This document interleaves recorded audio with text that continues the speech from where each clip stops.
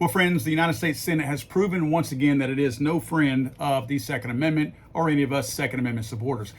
As of today, they have confirmed Steve Dettelbach. That is the guy that Biden wanted. If you remember, we punted David Chipman to the curb, and then we got this guy. This guy is a quieter rat than what Chipman was.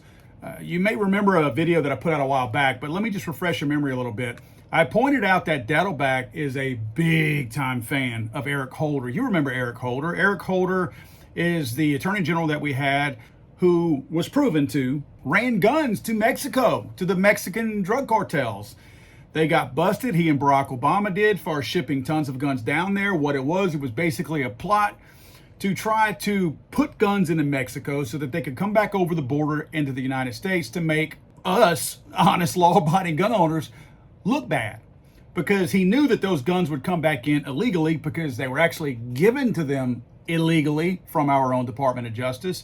Well, they did come back. In fact, they ended up killing one of our own Border Patrol agents down there. All these guns and that gun were traced back to Eric Holder and Barack Obama, illegally trafficking guns down to Mexico.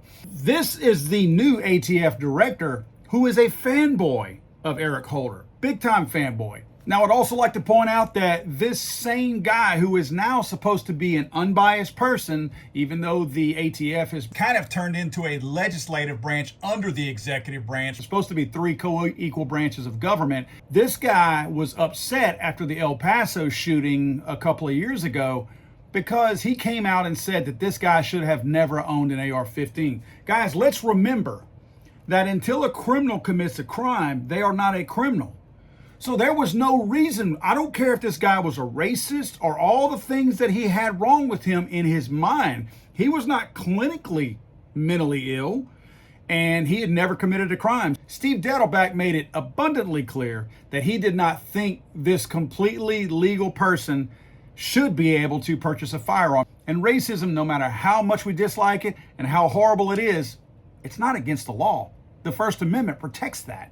So Dettelbach is going into this position, and we know that he feels like we should not own firearms. This is what we can come to expect from, obviously, we already get it from the current administration, but clearly they have a new head of the ATF. You think the ATF was bad before? Now they have a pencil-pushing, perfect guy that they want and they need, and now they can hang their hat on this guy because now it's his job and he can be the bad guy. Guys, we have got to be active in talking to our politicians, our congressmen, and our senators to let them know that we know the ATF is not a legislative branch.